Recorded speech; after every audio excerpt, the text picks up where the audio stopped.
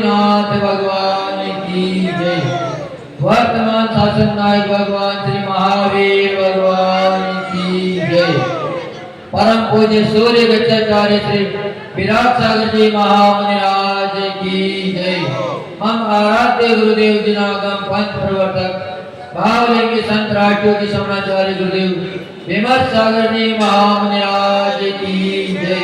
जिनागम पंथ श्री विश्व सागर जी महाराज की, श्री विश्व सागर जी महाराज की, वात्सल्य रत्नाकर आचार्य श्री विमल सागर जी महाराज की, और ऋषि के अवतरण दिवस की।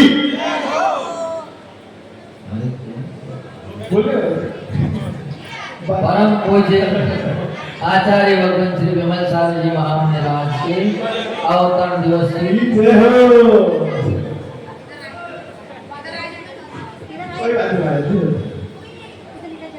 क्रोध के झंझावातों में, क्रोध के झंझावातों में, कासाय के आघातों में, क्षमा स्वभावे निध्यातम, क्षमा स्वभावे निध्यातम, दुखी हुआ दिन रातों में। उत्तम क्षमा का अनुभव, उत्तम क्षमा का अनुभव वो सुख लाए। जीवन है पाने की बोध कब मिट जाएगी। होने अनहोनी हो, होने अनहोनी कब क्या घट जाए। जीवन है पाने की बोध कब मिट जाएगी। जय गुरुनागम पंथ अनादि अनिबंध नागम पंथ देना एवं व्यात्मा हूँ, प्यारी प्यारी आत्मा हूँ। अपन सभी प्रभु की आराधना कर रहे हैं, अनादिकाल से करते आ रहे हैं और आगे भी कर रहे हैं, पर कुछ दिन इनमें भी विशेष हुआ करते हैं। जैसे कि प्रभु ने अपने को बताया था कि धर्म क्या है, धर्म को हम कैसे पहचाने, तो प्रभु ने अपने को 10 लक्षण का यह महान पर्व अपने सामने रखा कि धर्म को हमेशा लक्षण से पहचाना जाएगा। आप इसे देखना चाहोगे तो धर्म आपको दिखेगा नहीं। कोई भी वस्तु हो उसको अपने लक्षण से ही अपन पहचानते हैं। अगर लक्षण उसका गठित ना हो, लक्षण अपने को नजर ना आए, तो हो सकता है अपन वस्तु को ना पहचाने। तो अपन सभी ने आचार्य भगवान तो की बड़ी कृपा से 10 लक्षण का स्वरूप समझा। 10 दिन तक सभी ने बड़े प्रेम से उत्साह के साथ 10 लक्षण पर्व मनाए। किसी ने एक उपवास किए तो किसी ने 2 किए, किसी ने निर्जल भी किए होंगे तो किसी ने पानी से किए। अपने शक्ति के अनुसार सबने तप भी किया, दान भी दिया और त्याग भी किया। 10 लक्षणों में हर गुण अपने को सामने दिखाई देता है। अब उनको अपने को अपने आचरण में उतारना है। मात्र जानने से भी अपना कल्याण होगा नहीं। आचार्य कहते हैं कि कहीं अगर आपको जाना है, दूर देश जाना है, अगर वहाँ की आपको रास्ता मालूम हो गई, वहाँ की आपने जानकारी कर ली, टिकट ले ली, पर इससे मात्र आप वहाँ पहुँच नहीं जाओगे। वहाँ तो तभी पहुँचोगे जब उन लक्षणों को अपने आत्मा में घटित कर लोगे। जिस वस्तु को आप लेना चाहते हो उस वस्तु में वह गुण नजर आ जाएंगे, तभी आप उस वस्तु को लेने की इच्छा करोगे। तो अपन ने उत्तम क्षमा मार्ग, आर्य सोच, सत्य संयम, तप, त्याग और ब्रह्मचर्य, इनके माध्यम से अपने सभी ने धर्म का स्वरूप जाना। अपने धर्म की शुरुआत भी क्षमा से होती है और धर्म की पूर्णता भी अपनी क्षमा के ऊपर ही है। क्योंकि धर्म किसके लिए है? अपने आत्मा को क्षमा स्वभावी बनाने के लिए है। अगर क्षमता नहीं है और आप अगर समाई करने में बैठ गए और समाई करते हुए भी अगर आप आकुल व्याकुल हो रहे हो, तो आपको सामायिक कहलाएगी नहीं, आप सामायिक में हो रहे हैं। आप सामायिक कर नहीं रहे हो, आप तो मात्र बेटे हो। तो मात्र बेटने से सामायिक होती नहीं है। सामायिक में जो बताया गया है कि सामायिक कहते किसको हैं, वो गुण अपने अंदर प्रकट होना चाहिए। तो सामायिक का मतलब ही है क्षमता में आ जाना, अपने मन में संतोष का आ जाना, क्रोध शांत हो जाना, लोभ शांत हो जाना, मायाचार्य अपने मिट जाना, अहंकार अपना समाप्त हो जाना, इसी का नाम क्षमा है। तो क्षमा जब तक अपने दिल में नहीं आएगी, अपने आचरण में नहीं प्रकट होगी, तब तक अपना ये 10 लक्षण मनाना सार्थक नहीं होगा। और आज दिन किसका है? क्षमा होने का। सभी लोग आज क्षमा मना रहे हैं। वैसे हमने सुना है कि यहाँ कल भी प्रोग्राम रखा है क्षमा होने का, चर्चा में आई थी बात। तो क्षमा तो हर दिन मनाना चाहिए। वैसे अपनी क्षमा बहुत कमजोर है। अपन किनसे क्षमा मांगते हैं? अपन उनसे क्षमा मांगते हैं जो अपने गहन मित्र होते हैं, अपने कोई परिवारजन होते हैं, या जिनसे अपनी अच्छी बनती है, उससे क्षमा मांगते हैं। कई बार जब हम गुरुदेव के पास थे, तो गुरुदेव के पास एक अम्मा आई, बड़ी जल्दी आ गई घर से। कितनी जल्दी आ गई? तो गुरु महाराज भक्ति भी नहीं कर पाए थे, इससे पहले ही अम्मा घर से आ गई। क्योंकि अम्मा ने पूरे 10 दिन के व्रत करे थे। हो सकता है वो उपवास नहीं कर पाई थी, पर एकासन तो उसने भी करी थी। व्रतों को अपने जीवन में उतारने का भरपूर प्रयास किया था। रोज प्रतिदिन भोजन पाठ करती थी, विधान में रोज बैठती थी। पर जैसे ही लास्ट दिन आया, तो किसी कारण को लेकर जैसे वो उठी, तो अपने बहू पर बरस पड़ी। किस पे बरस पड़ी? अपने बहू पर बरस पड़ी। यहाँ तक हो गई का गुस्से ही गुस्से में हमने 2-4 चपली दे मारी। क्योंकि जब गुस्सा आ जाता है तो किसी को कुछ दिखता नहीं है, पर गुस्सा ज़्यादा देर तक टिकता नहीं है। क्षणिक होता है गुस्सा, लेकिन क्षण मात्र का गुस्सा भी पूरे जीवन को तबाह कर देता है। जब उसका गुस्सा शांत हुआ तो उसको बड़ा क्लेश हुआ, बड़ा पश्चाताप हुआ। हर कोई भी व्यक्ति हो, कितना भी क्रोधी हो, उस समय तो वह क्रोध में सारे काम कर देते हैं, लेकिन बाद में पछतावा तो जरूर होता है, क्योंकि बुरी चीज किसी को भी अच्छी नहीं लगती। अपन अगर बाजार में भी जा रहे हैं, सब्जी भी लेने जा रहे हैं, तो मात्र सब्जी 150 रुपये की अपन लाते हैं, लेकिन उसको भी बड़े निगाह से देखकर लाते हैं। कोई भी बुरी चीज लेना पसंद नहीं करें। अगर छुपके से भी अगर उसने रख दी, अपने को ध्यान भी नहीं लगा, तो दूसरे दिन जब जाएंगे तो उसको बहुत उल्लाना सुनाएंगे कि हमने ध्यान नहीं दिया, तुमने सड़े टमाटर हमारे टमाटरों के सामने में रख के दे दिए। तो ऐसे ही उस अम्मा को बाद में बहुत पश्चाताप हुआ कि आज हमने बहुत गलती कर दी, बहुत बड़ी भूल हो गई। कहाँ तो हम 10 दिन से व्रत कर रहे थे, उपवास कर रहे थे, प्रतिदिन प्रसन्नता थी, भगवान के भक्ति भाव में पहुंच जाते थे, पर आज हमने उठते ही ऐसा अनिष्टकारी कार्य कर दिया कि हमारा तो जीवन ही बिगड़ गया। हमने 10 दिन जितनी मेहनत करी थी, उस 10 दिन की मेहनत पर पानी फिर गया। तो जब उथल पुथल मच जाती है, तो सभी सोचते हैं कि ये हमारा दोस्त कैसे मिटे। तो अम्मा भी बड़ी तीव्रता से दौड़ती हुई मंदिर में आई, आकर गुरु महाराज से बोली कि गुरुदेव, आज तो बहुत बड़ा अनर्थ हो गया। आंखों से आंसू झर रहे थे, आंसू बहा रही थी, बोलते भी उससे नहीं बन रहा था। जब गुरु महाराज ने सोचा कि कोई विशेष कारण बन गया होगा, तो उसने कहा कैसी क्या बात हो गई, तुम इतनी बेहद क्यों हो रही हो? क्या कोई दुर्घटना घट गई? कहा महाराज जी, दुर्घटना बहुत बड़ी घट गई। कहाँ तो मैं 10 दिन के व्रत रखे थे और आज बहुत बड़ी गलती हुई। जैसे ही उठी तो हम शाम को उनसे बोल के सोए थे कि आज क्षमा होने का कल पर्व है, तो हम गुरु महाराज के पास जल्दी जाएंगे। तो कपानी छान के तैयार करके रख दियो। अब हम उठे तो कोई भी व्यवस्था नहीं थी, तो हमें अचानक गुस्सा आ गया। गुस्सा इतना ज्यादा आया कि हमने 2-4 बार सुना दी, सुनते ही उन्होंने भी उसका जवाब दे दिया। जवाब देते ही हम काबू में ही नहीं रहे और हमने पास ही में चप्पल पड़ी थी तो उठा के 3-4 मार दी।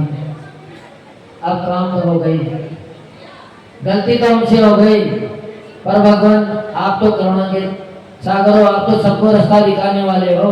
हमें भी कुछ रास्ता दिखाओ, हमारे भी पाप का क्षय हो जाए। हमें कोई ऐसा प्रायश्चित दे दो ताकि हम पाप से निवृत्त हो जाएं। गलती तो हमसे हो गई, गलती को हम स्वीकार करते हैं। तो गुरु महाराज ने कही कि वाकई तुम दिल से क्षमा मांग रही हो, दिल से प्रायश्चित मांग रही हो, कि प्रायश्चित कोई छोटी मोटी वस्तु नहीं है जो किसी को दे दी जाए। अगर किसी का मानना हो और जबरदस्ती अगर किसी को नियम भी दिला देते हैं, कभी कभार हम आश्चर्य में भी नियम दिला देते हैं, तो लोग क्या करते हैं, उल्टी गिनती शुरू हो जाती है।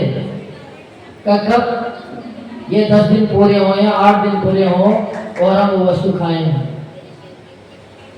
सभी सोचते यही हैं। पर अम्मा बड़ी दुखी लग रही थी। गुरु महाराज ने कही कि वाकई में तुम तो प्रायश्चित लेने आई हो, तुम्हें बड़ा दुख है। तो फिर गुरु महाराज पुनः बोले कि पहले ये बताओ कि हम जो प्रायश्चित देंगे उसका तुम पालन करोगी ना करोगी, कि हम प्रायश्चित दे दिए तुम पालन ही ना करो, तो ऐसा प्रायश्चित देना कोई सार्थक नहीं है। कहा नहीं गुरु महाराज, आपकी तो हम शुरू से ही बात मानते आए हैं, आज से नहीं पहले से ही हम आपको जानते हैं। आपके दर्शन हमने पहले भी करे थे, आपसे पहले भी हमने नियम लिए थे, क्योंकि वो अम्मा थी एटा की तरफ की और एटा की तरफ गुरु महाराज खूब रहे। तो गुरु महाराज बोले कि चलो तुम तैयार हो तो हम भी तुम्हें प्रायश्चित दे देते हैं, तुम्हारे सब दोष क्षमा को प्राप्त हो जाए, जितना भी तुम्हें पाप लगा हो, कर्म बने हो, वो आज ही तुम्हारी निर्जर हो जाए। पर गुरु महाराज कुछ कह ही नहीं रहे हैं, केवल मात्र यही कह रहे हैं कि हम तुम्हें प्रायश्चित देंगे। तो अम्मा बोली कि गुरुदेव जल्दी करो, हमारा तो दिल बहुत तेज धड़क रहा है, हमें जल्दी से जल्दी इस पाप से उरण कर दो। तो गुरु महाराज बोले चल अब तू प्रायश्चित ही करना चाहिए तो जा, सबसे पहले वापस घर जा और जाके अपनी बहू के पैर पकड़ लेना, तो तुम्हारा प्रायश्चित हो जाएगा। इतने में तपाक से बुढ़िया बोल गई, तो गुरुदेव ये कैसे हो सकता है, वो तो हमारी बहू है और हम उनकी सास हैं, क्या गलती तो तुमने करी है, क्षमा दोषी को माननी पड़ेगी जो गलती करी है। तो बोल दिया तैयार नहीं हुई, क्षमा तो मांगना चाहिए, पर उसमें भी अपना बड़प्पन दिखाना जारी है, जबकि क्षमा मांगने वाले को हमेशा छोटा बनना पड़ता है। जब तक अपने दिल का मेल ना धुलेगा, अपना हृदय का मेल साफ ना होगा, तब तक अपन कितनी भी क्षमा मांग लें, क्षमा अपने को मिल नहीं सकती। तो अम्मा को बात समझ में नहीं आई, पर जब गुरुदेव ने कहा कि इसका तो एक ही प्रायश्चित है, इसके अलावा कोई दूसरा प्रायश्चित शास्त्रों में है ही नहीं, जिनके तुमने चप्पल मारी, हम ये तो नहीं कहेंगे कि वो तुम्हारी चप्पल मारेंगे, ये तो हम नहीं कहेंगे कि वो तुम्हारी बहू है, पर इतना तो हम तुमसे जरूर कहेंगे तो तुम उनका जाकर पैर पकड़ लो और उनसे क्षमा मांग लो। पर दिल पसीजा नहीं, कहाँ तो घड़ियाल के जैसे आंसू आ रहे थे, 1 घंटे से आंसू बहा रही थी, दिल धड़क रहा था। पर जब गुरुदेव ने उनको उपाय बता दिया कि तुम्हारा पाप शांत हो जाएगा, पर उसको कोई भी तैयार करने के लिए नहीं है। यहाँ भी ऐसे बहुत सारे लोग आते हैं प्रतिदिन। एक परिवार ऐसा आ रहा था, गुरुदेव हमने 10 दिन में किसी के भी ऊपर क्रोध नहीं किया, कल ही बता रहे थे मैं, पर क्षमा वाणी है, क्षमा मांग के आए तो सबसे पहले गुरुदेव आप ही हमें क्षमा करो, अगर कोई गलती हो गई हो तो क्षमा करो। अब हमें उनके पूरे परिवार की रियल पोजीशन याद थी, तो हमने कहा कि तुम्हें सबसे पहले अपनी दौरानी से, अपनी जेठानी से क्षमा मांगनी है। हम तो क्षमा बाद में देते हैं, क्योंकि हमारा तो गुरुदेव ने चारित्रिक क्षमा चारित्र में दे दिया। हमारा सामयिक शास्त्र है, तो हम तो हमेशा क्षमा में लेते हैं, चाहे कोई भी कुछ किए जाए, हमें किसी को कोई फर्क नहीं पड़ता है।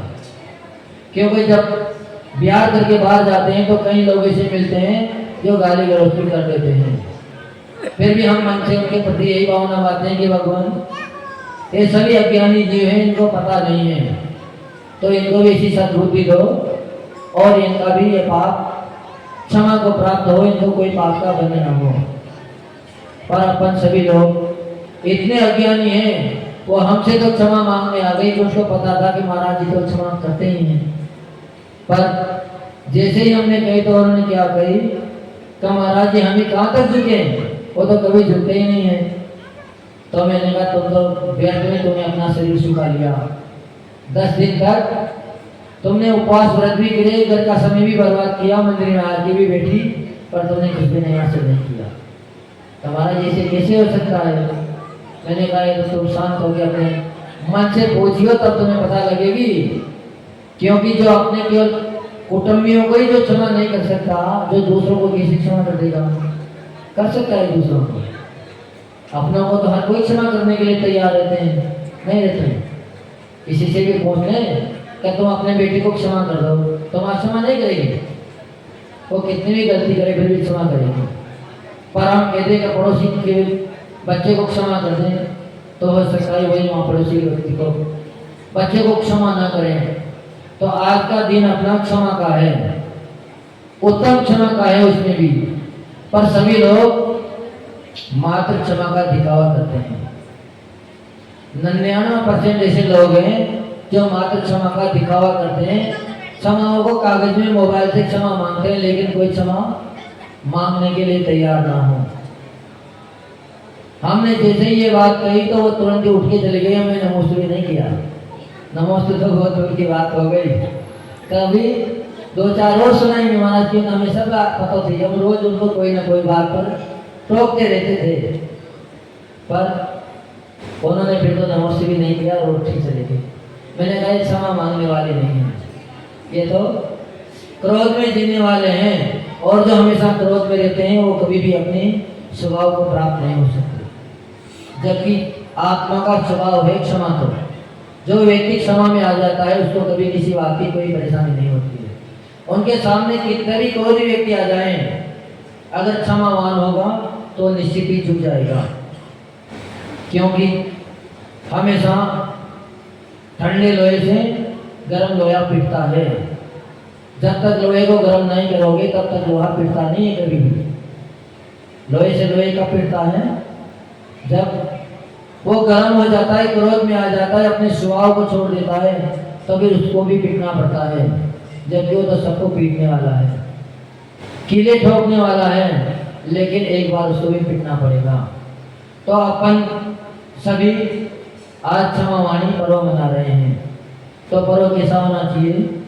मात्र मोबाइल से क्षमा नहीं होनी चाहिए। सब लोग मोबाइल पे मैसेज लिख के डालेंगे तो आपका मैसेज वहाँ पहुँच जाएगा, वो मैसेज डालेंगे आपके पास मैसेज आ जाएगा। क्षमा किसने मांगी? मोबाइल ने मोबाइल से मांग ली, लेकिन आपने तो क्षमा नहीं मांगी।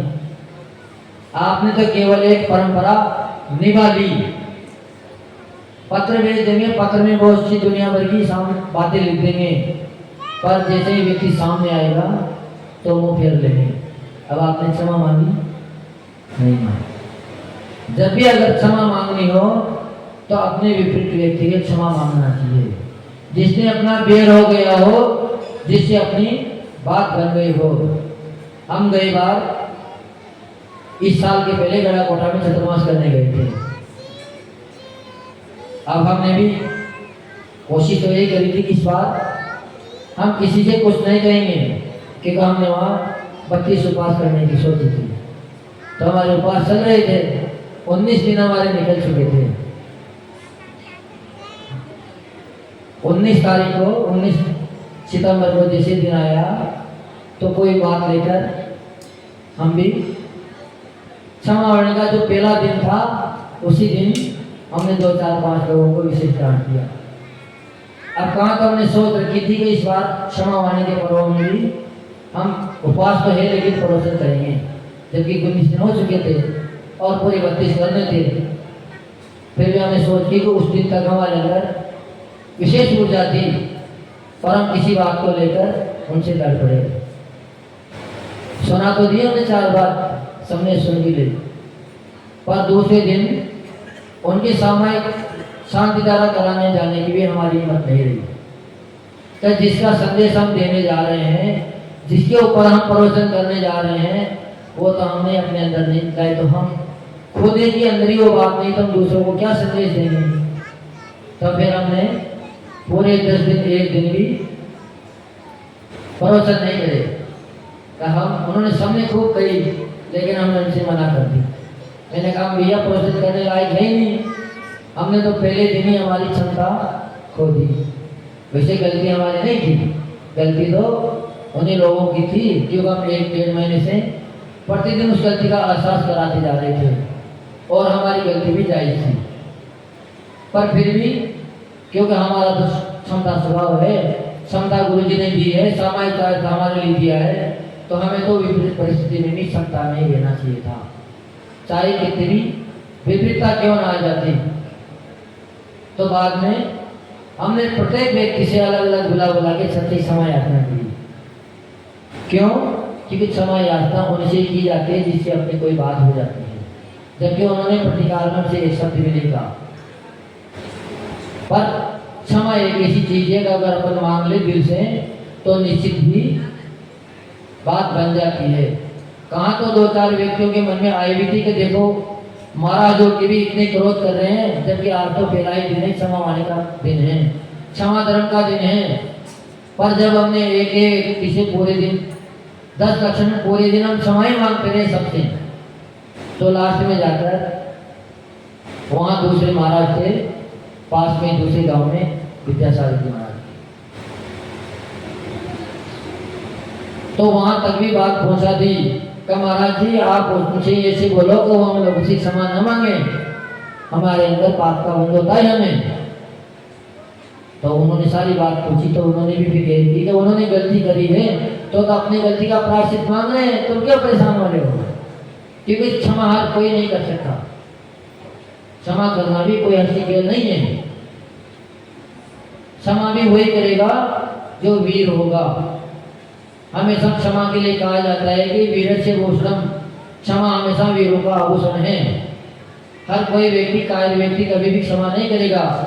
कायर व्यक्ति को हमेशा केवल बदला लेने की भावना रखता है कि कभी इससे बदला ले लें, जब समय मिल जाए तब इससे बदला ले लें, क्योंकि कमजोर व्यक्ति उस समय तो बदला नहीं ले सकता कि वो कमजोर है।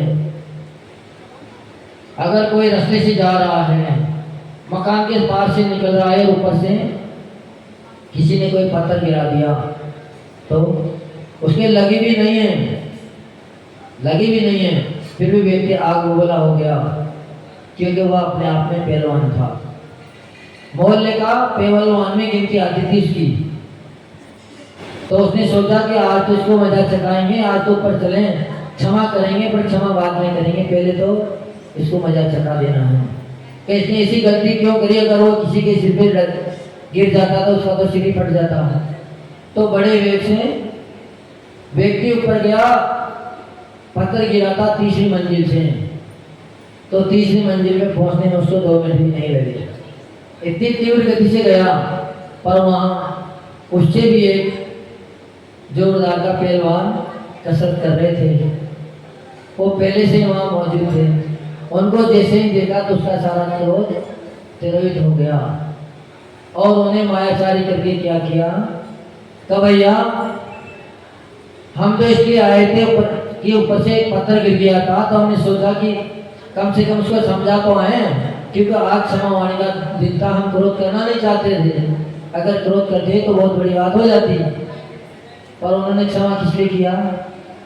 अगर उसे वो कोई कहा सुनी करता तो अपने पैर हाथ पे रोड तोड़ा देता। तो कभी लोग इसलिए भी क्षमा मांग लेते हैं, अपनी बात मनाने के लिए भी क्षमा मांग लेते हैं, पर वो कोई क्षमा कार्यकारी नहीं है। क्षमा तो वो है कि अपनी गलती 1% भी ना हो, 100% गलती दूसरे की हो, फिर भी अपन उसके पास क्षमा मांगने पहुंच जाए, उनके पैर पकड़ लें, क्योंकि पैर पकड़ना कोई ऐसी खेल नहीं है।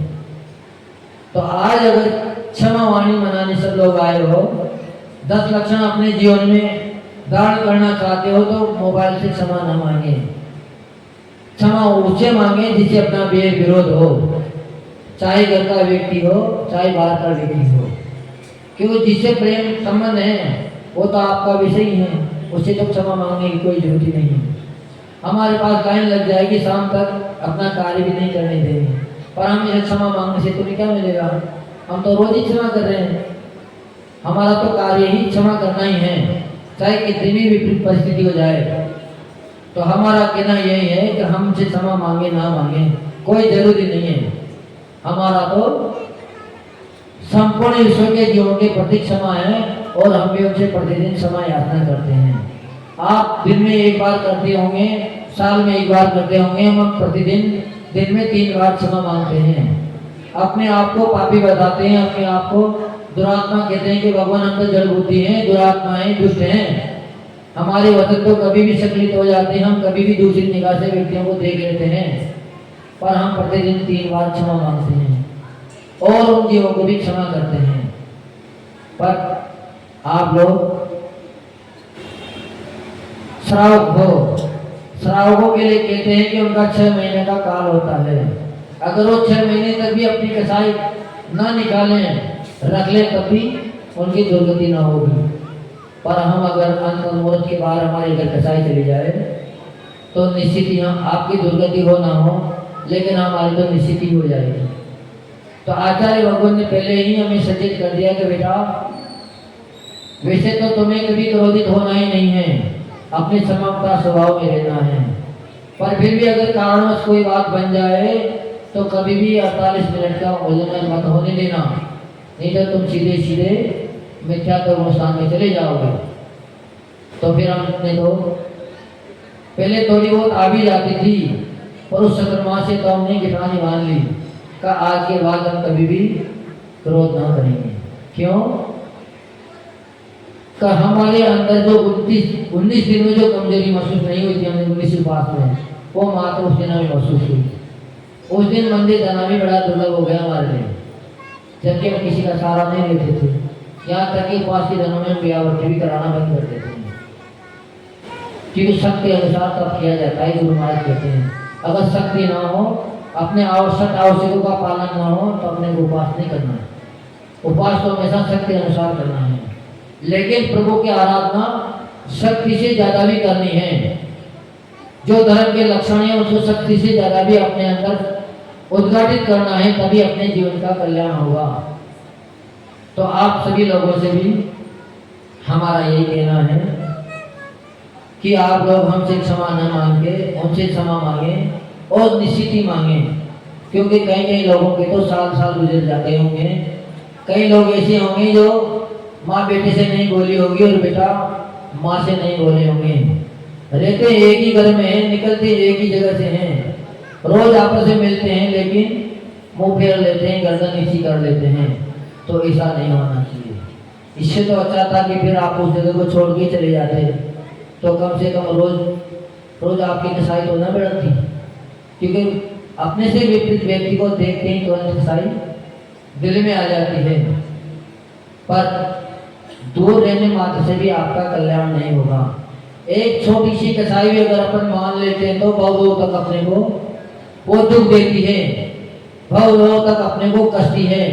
सुकुमार मुनिराज ने कोई विशेष अपराध नहीं हो गया था उनसे, कितना हो गया था कि गुस्से में अपने भाभी को लात मार दी थी, पर जब वह अबला थी, पर उसने निराश मान लिया कि जब हम सफल हो जाएंगे तब तुम्हारे पैरों को हम खाएंगे, तुम्हारे से बदला लेंगे।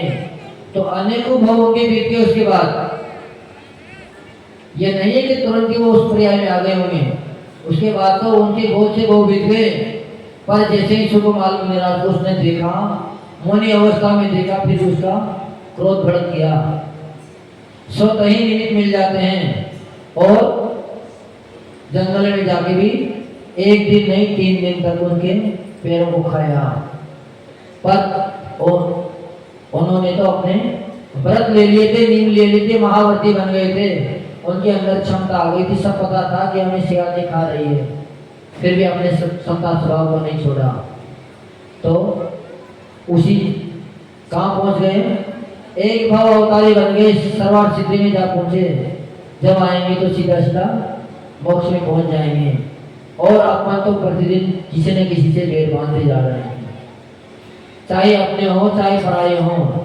छोटी छोटी चीजों के लिए, छोटे छोटे स्वार्थ के लिए अपन क्रोध कर लेते हैं, पर ऐसा होना नहीं चाहिए। तो आज सभी लोग, चाहे अपने हो चाहे छोटे हो चाहे बड़े हो, क्योंकि क्षमा वही है जिसमें छोटे बड़े का भेद मिट जाए। अगर अपन बड़े हैं और सोच रहे हैं कि छोटों से क्षमा नहीं मांगेंगे, तो आप बड़े होकर भी तुच्छ हो गए। आप बड़े कभी बन पाओगे तब जब छोटों से प्रेम रखोगे, छोटों को क्षमा कर दोगे, छोटों से आप क्षमा मांग लोगे। तो इसीलिए हम भी आपके बीच में 2 महीने से तो करीबन रह रहे हैं, 2.5 महीना हो गए, और पहले से गिने तो 3 महीना हमें आपके बीच में रहते हुए होने जा रहे हैं। तो 3 महीने में हमने वैसे कई लोगों को डांट भी दिया होगा, बोल भी दी होगी। तो अगर किसी को बात लग गई हो तो सभी लोग हम दोनों मुनिराजों को भी क्षमा करें, और हमारा भी सभी के प्रति क्षमा भाव है। और प्रभु से तो हम प्रतिदिन क्षमा मांगते ही हैं, गुरु महाराज से भी प्रतिदिन क्षमा मांगते हैं, लेकिन आज क्षमा वाणी के पर्व के दिन हम पुनः पूज्य गुरुदेव के चरणों में त्रय भक्ति पूर्वक नमोस्तु करते हुए उनसे भी क्षमा मांगते हैं कि भगवान आप हमें वहीं से क्षमा प्रदान कर देना, और हमारी गलतियों को सुधारने का हमें और भी उत्साह प्रदान करना, हमें उसका अनुभव कराना कि हमने गलतियां क्या क्या करी। क्योंकि जब गलती का अनुभव हो जाता है तभी अपन क्षमा मांग पाते हैं। तो आप सभी लोग मात्र अखबार से क्षमा न मांगे, मोबाइल से क्षमा न मांगे। क्षमा मांगनी हो तो उनसे मांगे जिससे भेद विरोध हो। तो अपना क्षमा वाणी पर्व मनाना सार्थक हो जाएगा, 10 धर्म अपने को मनाना सार्थक हो जाएगा। वैसे आज एक तो समय बहुत ज्यादा हो गया है ना, तो कल पुनः शायद पूरे समाज की क्षमा वाणी है। क्यों पंडित जी? जी महाराज जी, हाँ पूरे समाज की एक नहीं है, तिथि के अनुसार कल है, एक काम में होती है तिथि के तो अपन क्षमा वाणी पर विशेष पर्व बात कल करेंगे। आज अपन ने क्षमा वाणी का एक स्वरूप का दस्तूर कर लिया कि आज 2-3 प्रोग्राम विशेष हैं। आज परम पूज्य वात्सल्य रत्नाकर विमल सागर जी महाराज की 109वीं जन्म जयंती है। कौन सी है? 109वीं जन्म जयंती है। तो अपन आज उनकी भी गुणों की आराधना करेंगे, उनकी भी पूजन करेंगे, और वो वाकई में अपने को इतना देके गए हैं, इतना देके गए हैं कि शायद ही इस दुष्म काल में दूसरे ने कुछ दिया होगा। शांति सागर जी महाराज के लिए कहते हैं कि उन्होंने अपने को धर्म से जोड़ा, लेकिन अगर जैन और अजैन दुखिया लोगों को अगर कोई जोड़ने वाले थे तो वो थे मात्र एक विमल सागर जी महाराज। विमल सागर जी महाराज निमित्त ज्ञानी थे। वो चेहरा देखते ही दूर से कह देते थे कि तू व्यक्ति भैया तू इसलिए हमारे पास आया है, तेरे जीवन में ये संकट है। और सभी लोगों को ऊपर बड़ा विश्वास था। आज तो मीडिया का जमाना है, हर किसी साधु की बात यहाँ नहीं काश्मीर तक एक क्षेत्र में पहुंच जाएगी। पर जब विमल सागर जी घूम रहे थे तो इतना मीडिया उछाल में नहीं था। उस समय भी थी, ऐसी बात नहीं थी, पर इतना फास्ट नहीं चल रहा था। पर उनका तेज ऐसा था, उनका प्रभाव ऐसा था कि चाहे जैन हो चाहे अजैन हो, हर लोग उनकी बात मानने को लिए तैयार थे, क्योंकि वो जाते हर बात मानने थे। एक जगह महावीर कीर्ति महाराज ने उनको चतुर्मास करने के लिए भेजा। प्रथम चतुर्मास था और उस गांव का ऐसा रिवाज था कि वहां पर बलि दी जाती थी। नवरात्रा में क्या दी जाती थी? बलि दी जाती थी। चतुर्मास में धीरे धीरे धीरे धीरे गुरु महाराज के पास भी सूचना आ गई कहीं यहाँ तो बलि दी जाती है। तो उसी समय गुरु महाराज ने बोला कि भैया अब तो हम यहाँ नहीं रह सकते, और गुरु महाराज ने मात्र उसी गांव का संकल्प ले रखा था कि हम इस गांव से बाहर भी नहीं जाएंगे। अब क्या करा जाए, या तो गांव से बाहर चला जाए। और सभी लोगों ने कह दी कि यहाँ की तो परिपाटियां सालों से चली आ रही हैं, ये कोई मानेंगे नहीं। यहाँ सीधा सीधे एक बेटे की बलि दी जाती है, वैसे वो चौराहे पे लाके काटा जाता है। जैसे ही गुरु महाराज ने विमल सागर ने सुनी और उन्होंने अन्न पानी का त्याग कर दिया, चारों ही प्रकार का आहार का त्याग कर दिया। तो जब तक ये प्रथा नहीं रुक जाएगी तब तक हम अन्न जल का ग्रहण नहीं करेंगे। अब कोई छोटी मोटी बात करनी नहीं, फिर समाज की बात भी नहीं है कि समाज वाले मान ले, बात तो दूसरे समाज की है और वो लोग तो उसका सेवन भी करते हैं। कि सेवन करते हैं तभी तो उन्होंने परिपाटी चलाई। पर विमल सागर जी महाराज का ऐसा प्रभाव पड़ा कि सब लोग तैयार हो गए। यहाँ तक कि उस गांव के जितने भी मोमडन थे उन्होंने भी उसी दिन से मांस का त्याग कर दिया। उसके बाद एक दिन भी वहाँ बलि नहीं लगी। पर सभी लोग किस लिए डरते थे तो महाराज जी हम देवी को बलि देते हैं, देवी का कोई उपद्रव न हो जाए। तो विमल सागर जी महाराज तंत्र मंत्र में भी बहुत प्रभावित थे। उन्होंने कह दिया कि जब तक हम यहाँ रहेंगे तब तक किसी को सिर भी दर्द नहीं करेगा, किसी को बुखार भी नहीं आएगा। अब इतनी बात कहना कोई छोटी मोटी बात नहीं है, क्योंकि मौसम का भी आ जाता है बुखार तो। पर गुरु महाराज का ऐसा प्रभाव रहा कि पूरे चतुर्मास किसी का सिर भी दर्द नहीं किया हो। जैन तो जैन, अजैनों को भी यहाँ भी कभी कोई परेशानी नहीं आई। तो अपने जैन धर्म में बहुत बड़ी शक्ति है, अपने मंत्रों में बहुत बड़ी शक्ति है। अगर राख भी उठा के दे दी जाए अपने मंत्र पढ़ के तो उसकी तुरंत बीमारी शांत हो जाती है। ये तो हमने भी महसूस करी है बात, जबकि हम ना कोई मंत्र जानते हैं ना कोई तंत्र जानते हैं। हमने तो मंत्रों का नाम ही विमल सागर जी महाराज के पास ही सुना था। पर उनके पास जब अम्मा आई है तो उसके बेटे को बुखार था, जब तो वो मुनि के नहीं बने थे, वह पंडित की अवस्था में थे। पर कहते हैं कि उनको बचपन से ही ऐसा वरदान था प्रभु का कि वो अगर किसी से कुछ कह देते तो उसकी बात खाली नहीं जाती थी। तो वो बोले कि माँ भी तो हम भोजन बना रहे हैं, तुम आधा घंटे बाद आ जाना। तो बुढ़िया माँ बोली कि बेटा हमारा तो बेटा ही बुखार से तड़पा रहा है, हम जाएंगे नहीं, हम तो यहाँ से लेके ही जाएंगे दवाई। तो वो कैसे उठे? तो उन्होंने चूल्हे की राख से सब्जी भरी और एक कागज में चूल्हे की राख बांध दी और अम्मा को दे दी कि जा माँ तो इसको 2 बार करके पानी में घोल के पिला देना, तेरी बेटी का बुखार खत्म हो जाएगा। जबकि डॉक्टरों ने मना कर दिया था कि उसका बुखार 106 डिग्री 5 डिग्री चल रहा था 6 दिन से। पर जैसे ही वो घर पे गई उसको बड़ा विश्वास था कि उनकी बात कभी भी खाली नहीं जाती है। तो एक खुराक शाम को, आधी रात पानी में घोल को शाम को पिला दी, आधी खुराक सुबह पिला दी। उसके बाद तुरंत ही उसका बुखार मिट गया। तो अपने जितने भी साधु संत हुए हैं, चाहे वो महावीर कीर्ति जी हो, चाहे विमल सागर जी हो, बहुत महान तपस्वी थे। अपन तो उनकी बराबरी में बिल्कुल भी नहीं है, अभी भी है, ऐसी बात नहीं है। अभी भी बहुत से लोग बहुत से उपवास कर लेते हैं, पर अपन तो कुछ भी नहीं करते, अपन बिल्कुल भी नहीं करते। फिर भी जब अपन अगर श्रद्धा भक्ति में आ जाते हैं, प्रभु की भगवान की आराधना कर लेते हैं तो सभी संकट अपने स्वतः ही दूर हो जाते हैं। इसलिए अगर किसी भी चीज़ की जरूरत भी हो तो अपने को एक तो कहीं जाके डूबना नहीं चाहिए।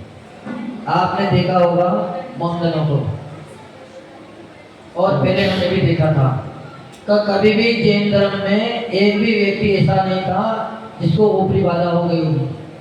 कभी किसी को ऊपरी बाधा होती नहीं थी जैन समाज में। एक भी उदाहरण सुनने में नहीं आता था। पर आजकल हर कोई परिवार परेशान है। कोई घर की परेशानी से परेशान नहीं तो कोई रोग की परेशानी से, दिल्ली में खासकर कोई ऊपरली बाधाओं से परेशान है। हमारे पास जैसे लोग कम से कम 150 यहाँ आए गए, पर हम तो सीधी सीधी मना कर देते हैं कि भैया शांतिनाथ के चरणों में जाओ, वहाँ सबका समाधान है, इन चीज़ों का समाधान नहीं जानते हैं। पर पहले आचार्य लोग सब करते थे। तो बहुत जितने भी तंत्र मंत्र थे अपने यहाँ से गए हैं, पर आप लोगों को विश्वास नहीं है अपने पर, अपने जिन आइटमों के ऊपर विश्वास नहीं है। आप सब लोग बाहर दौड़ रहे हो। आप सीधे सीधे महाराज के पास आ जाते हो कि महाराज आप झाड़ू लगा दो, हमारी बीमारी मिट जाएगी। लेकिन महाराज की झाड़ू लगाने से आपकी बीमारी नहीं मिट जाएगी। आप महाराज को और दोषी बना रहे हो, कि उतना तो काम ही नहीं है झाड़ू लगाने का। तो अपन सीधे सीधे कहाँ आए? भगवान की आराधना करने आए। भगवान की आराधना करें तो निश्चित ही आप सबका रोग बीमारी मिट जाएगी। मोमडनों को अभी भी आप देखते हो, आप सब जगह जाते हो, आप मस्जिद में भी जाते हो, लेकिन अभी तक एक भी मोमडन आपने आपके मंदिर में आके सिर झुकाने का हुआ नहीं देखा होगा। कोई दूसरी कास्ट का व्यक्ति आता है आपके यहाँ सिर झुकाता है? नहीं झुकाता। पर अपन कितने मूर्ख हैं, अपन से थोड़ी सी कहते हैं वहाँ प्रसादी बट रही है तो अपन शहर में चले जाते हैं। और इसीलिए सारी बीमारियां हो रही है, सारी परेशानियां आ रही है, जितनी ऊपरली जितनी बाधाएं हो रही है, ये इसीलिए हो रही है कि तुम्हें अपने ऊपर विश्वास नहीं है, अपने प्रभु पर विश्वास नहीं है। जबकि सबसे पावरफुल अपने ही साधु संत हैं और अपने ही प्रभु हैं। तो इस आज समावाणी के पर्व पर सभी लोग इतना सा ध्यान रखें कि जितनी भी आराधना करें, मांगे सब अपने मंदिर में आके अपने प्रभु से मांगे। यहाँ वहाँ कोई भी सिर ना झुकाएं। जो परम पूज्य राष्ट्रीय विश्वनाचार्य गुरुदेव विमल सागर जी महाराज की जय हो। पूज्य मतलब श्री विषम सागर जी, विश्व सागर जी महाराज की। बहुत ही मार्मिक बातें आज महाराज जी ने आपके बीच में रखी है, यथार्थ है, सत्य है, कोई दो राह नहीं है। हम लोग हमारे घर नहीं जाते, पर दूसरे हमारे घर की रोटी हमें अच्छी नहीं लगती, दूसरे घर की रोटियां हमें बहुत अच्छी लगती हैं। इसलिए ध्यान दो, जो बात महाराज जी ने बातें बोली हैं, वाकई में इन शांतिनाथ भगवान के श्री चरणों में आ जाओगे, अन्यथा कहीं जाने की आवश्यकता नहीं। महाराज जी ने जो आज बात बोली है, सुनो ओ देवियों, महाराज जी ने जो बात बोली है कि अगर अपने इष्ट को याद करके अगर पानी भी पी लोगे तो वो आपके लिए सर्व औषधि का काम करेगा। तो आज मैं बोल रहा हूँ और महाराज श्री के श्री चरण सन्निधि में बोल रहा हूँ कि ये जो विधान हो रहा है, आपकी थाली में आखिरी में जो पुष्प बचेंगे, मात्र थोड़े से पुष्प आप ले जाकर के